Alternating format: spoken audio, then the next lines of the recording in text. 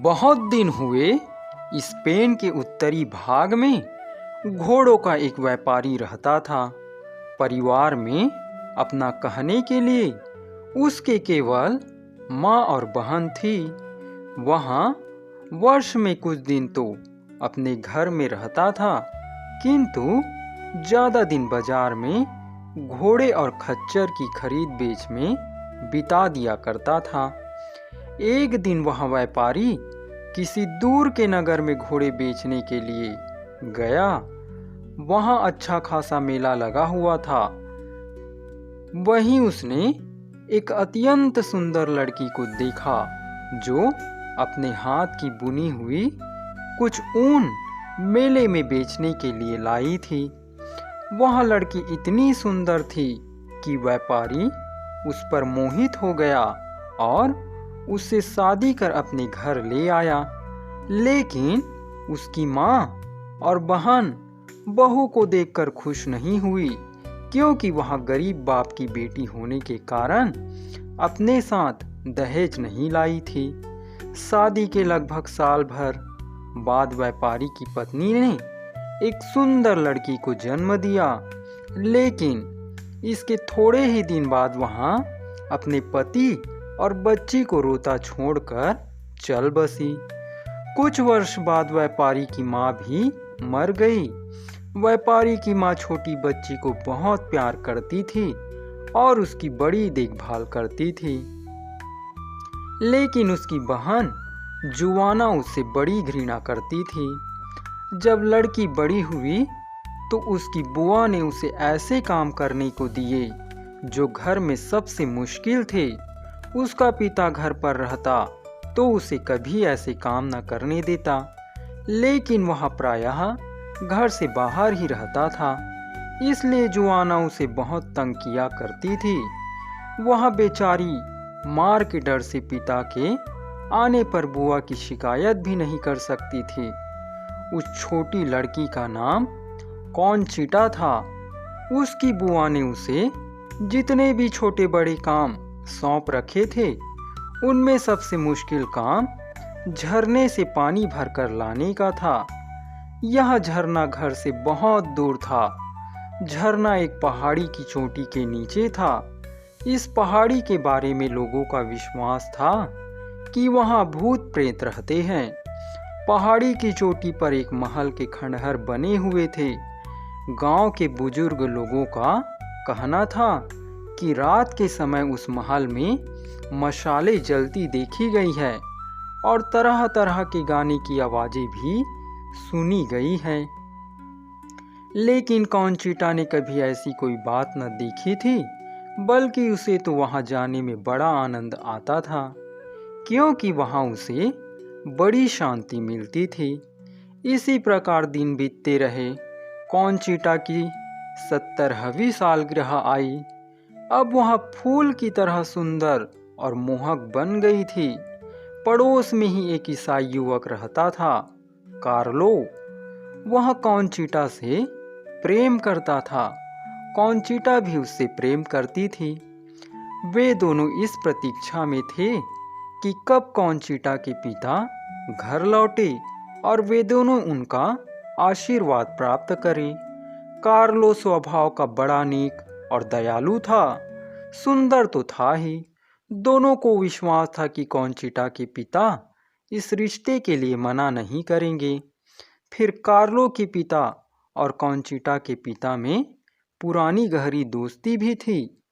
संयोगवश कॉन्चिटा की सालगिरह सेंट जॉन त्योहार से पहले दिन पड़ती थी। यह ईसाइयों का बहुत बड़ा त्योहार है। ईसाइयों का विश्वास है कि इस दिन मुर्दे कब्रों से उठ खड़े होते हैं। उस दिन रात के समय शहर में एक बड़ा नाच होने वाला था और कॉन्चिटा ने कार्लो को वचन दिया था कि वह नाच में अवश्य मिलेगी। वह नाच के लिए तैयार होने लगी। उसने अपनी सबसे सुंदर पोशाक पहनी, फूलों वाला रेशमी शॉल निकाला, फिर अपने लंबे सुनहरी बालों में सुगंधित तेल डालकर और फूल लगाकर अपनी बुआ के पास पहुंची।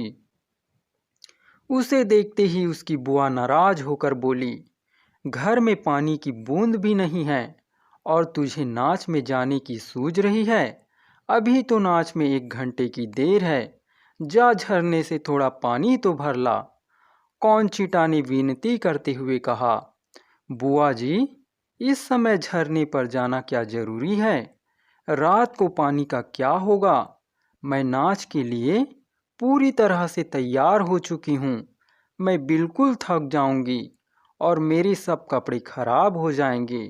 कहो तो मैं पास वाले नल से पानी ले आऊं? वहाँ कोई पानी में पानी है? उसकी बुआ बोली, उसे तो कुत्ते भी नहीं पिए। नालायक, कामचोट्टी। कौनचिटा की आंखों में आंसू आ गए। उसने मुंह से एक शब्द भी नहीं निकाला और घड़ा उठाकर झरने से पानी भरने चल दी। उसने सोचा कि यदि जल्दी ही लौट आऊं तो अभी भी नाच में जा सकती हूँ, क्योंकि समय अभी काफ़ी था। लेकिन घंटों बीत गए। गाना बजाना बहुत कुछ हो चुका था, कुछ हो रहा था, लेकिन कौनचिटा नहीं आई। कार्लो इधर उधर कौनचिटा के बारे में लोगों से पूछता फिर रहा था, लेकिन किसी से उसे उसका पता नहीं मालूम हुआ। उसे शक हुआ कि कहीं वह बीमार तो नहीं पड़ गई और वह फौरन ही उसके घर की ओर चल दिया। लेकिन जब वह वहां पहुंचा तो उसे जुआना की ही मनहूस सूरत दिखाई दी। कौनचिटा का कहीं पता न था। जुआना इस समय इतना डरी हुई थी कि उसने दरवाजा भी डरते डरते खोला। क्या बात है बुआ, कौनचिटा कहाँ है? उसने जुआना से पूछा। मैंने उसे कई घंटे पहले झरने पर भेजा था, जुआना ने उत्तर दिया। उसके बाद से ही वह गायब है। जब बहुत देर हो गई और दिन छिपने को आया और वह तब भी नहीं लौटी तो मैं झरने पर गई थी। उसके घड़े तो झरने के पास रखे हुए थे, लेकिन वह खुद कहीं नहीं दिखाई दी।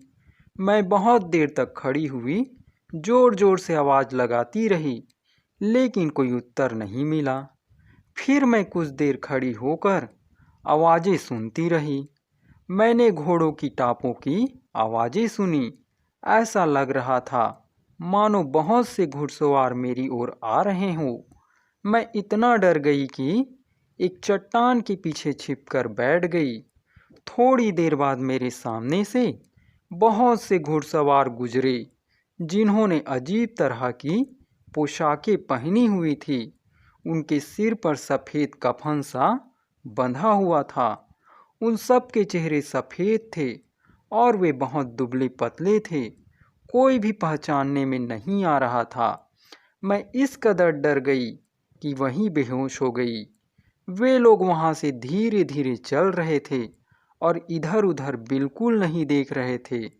जब मुझे होश आ गया तो मैं वहाँ से भागकर घर आई और दरवाज़ा बंद करके बैठ गई।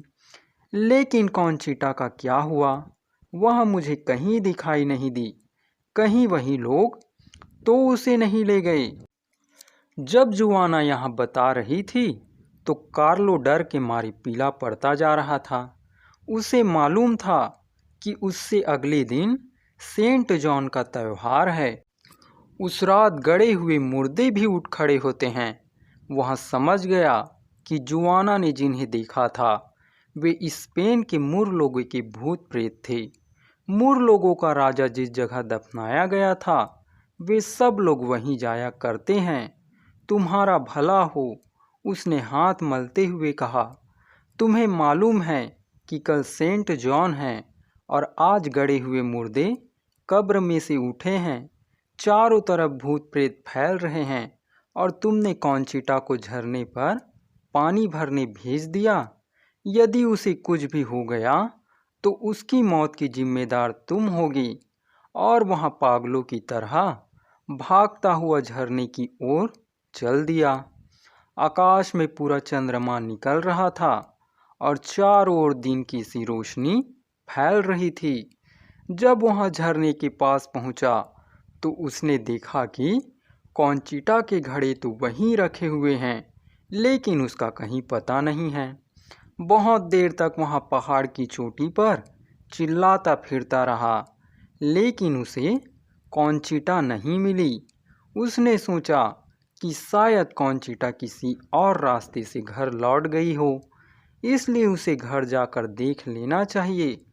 लेकिन घर जाकर उसे सिर्फ जुआना ही दिखाई दी, जो भय से काँप रही थी। कार्लो दरवाजे से ही लौट पड़ा और भागता हुआ फिर झरने की ओर गया। उसने सोचा कि जब दिन निकल आएगा तो वहाँ उसके पद चिन्हों के सहारे उसे तलाश करेगा। उधर कॉन्चिटा के साथ क्या बीती, अब जरा यहाँ सुनो। कॉन्चिटा पानी भरकर घर लौटने की जल्दी में थी और उसने अपने घड़े भर लिए थे। लेकिन जैसे ही वहाँ घड़े उठाकर चलने को हुई कि उसे भी कहीं दूर से बहुत से घुड़सवारों की टापों की आवाज़ सुनाई दी। अपने बुआ की तरह भागकर वहाँ एक चट्टान के पीछे जा छिपी।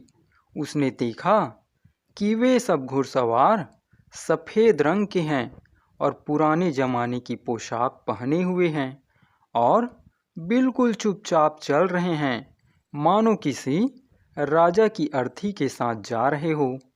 सभी सिपाही से मालूम पड़ते थे, लेकिन उनकी शक्लें इतनी अजीब थी कि कॉन्चिटा फौरन समझ गई कि ये भूत प्रेत है और इस दुनिया के लोग नहीं हैं।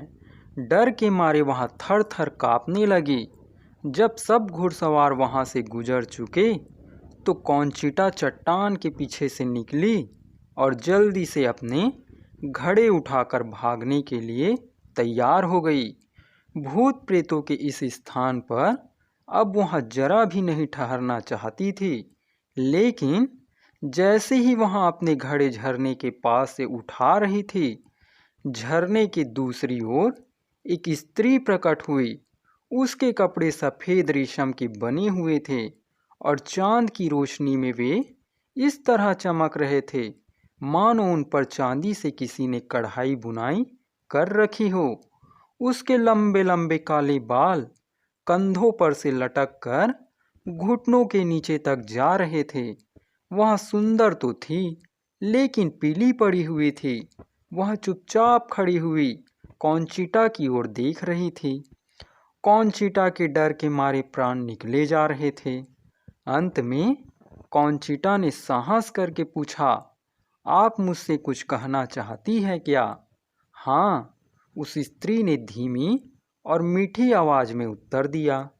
अगर तुम चाहो तो मेरा एक बड़ा काम कर सकती हो, क्योंकि उस काम को करने के लिए तुम्हारी जैसी ही किसी निर्दोष और सुंदर लड़की की ज़रूरत है।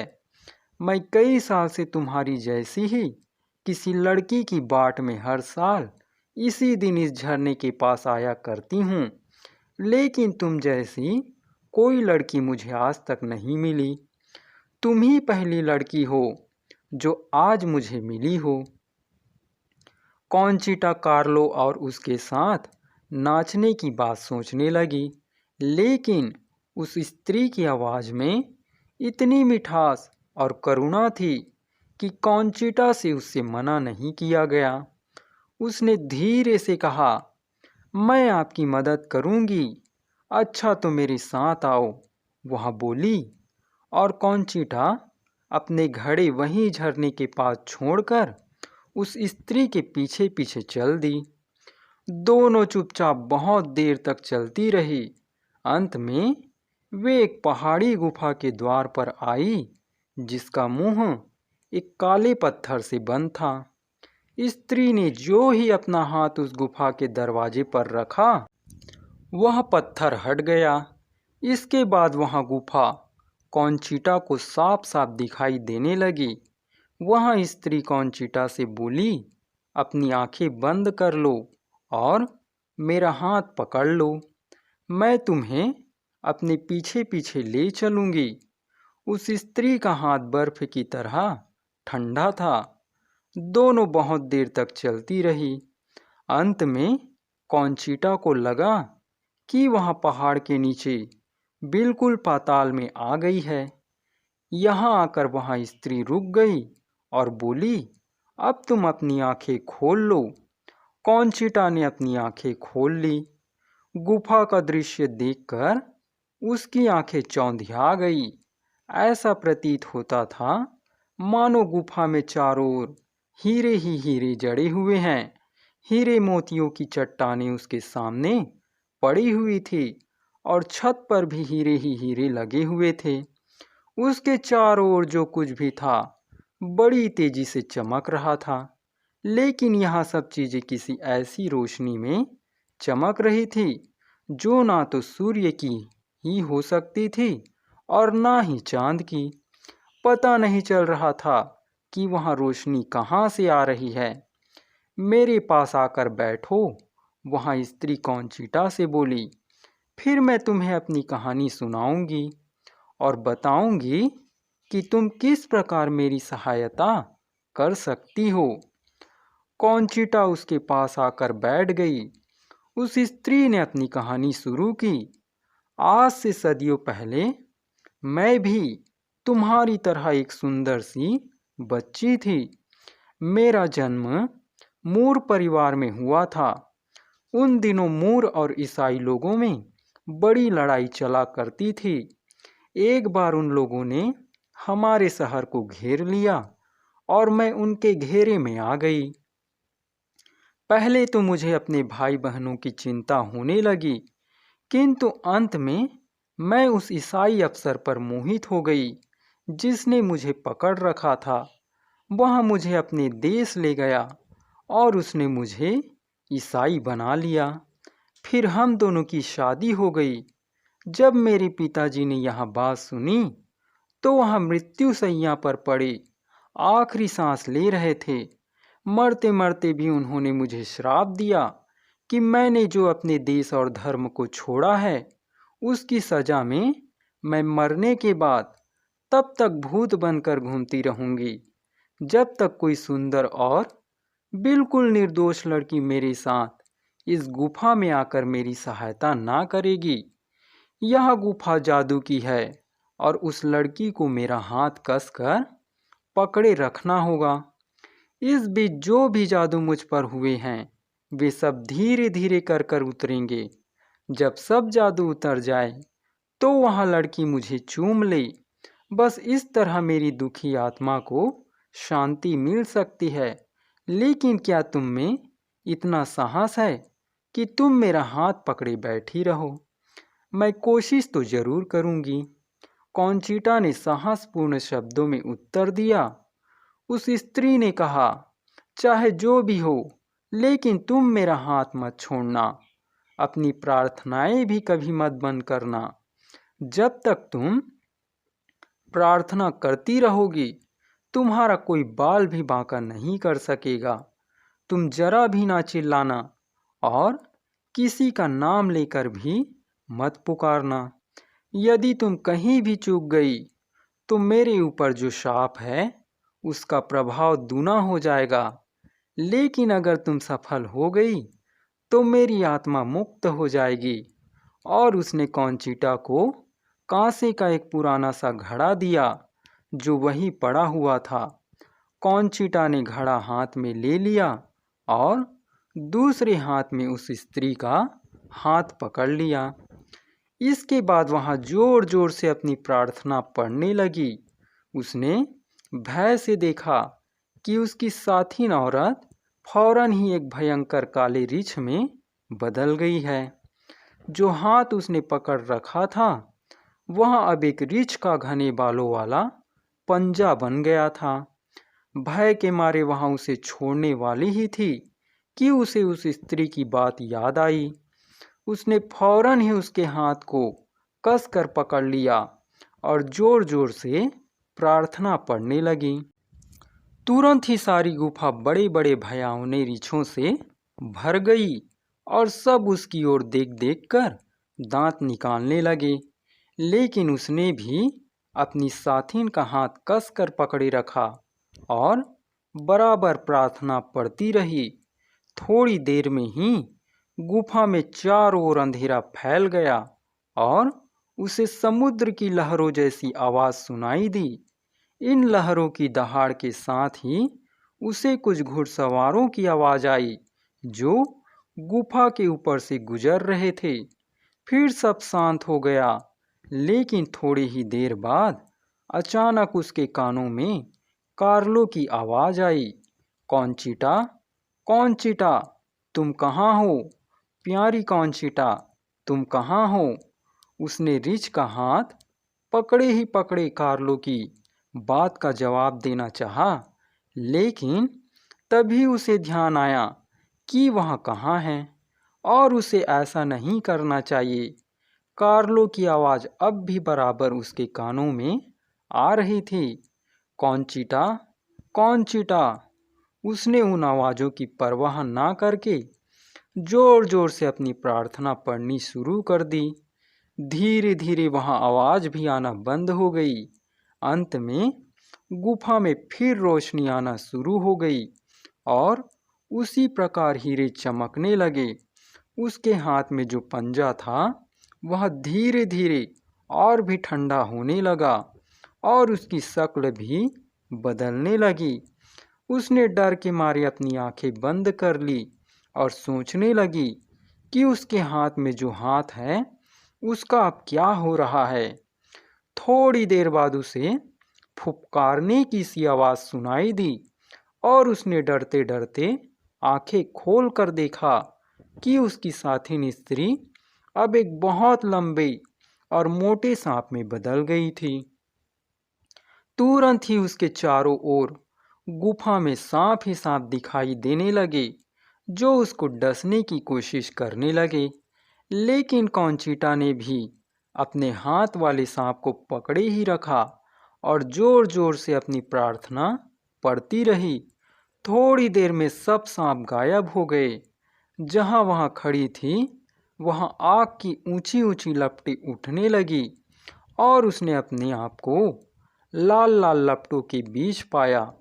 उसके हाथ का सांप अब एक जलती और दहकती हुई लाल सलाख में बदल गया। वह डर कर उसे छोड़ने ही वाली थी कि उसे फिर अपनी दुखिया साथिन का ध्यान आया। वह उसको पकड़े खड़ी रही और अपनी प्रार्थनाएं दोहराती रही। अब उसने देखा कि वह स्त्री फिर से प्रकट हो रही है। उसने जो जलती हुई सलाख पकड़ रखी है वह फिर कोमल सफ़ेद हाथ में बदल गई और थोड़ी थोड़ी आग उसके चारों ओर जल रही है। अच्छा, अब मुझे चूम लो, उस स्त्री ने धीरे से कहा। कॉन्चिटा ने डरते डरते आग की लपटों पर झुककर उसे चूम लिया। फौरन ही आग गायब हो गई और चारों ओर ठंडक फैल गई और सब शांत हो गया।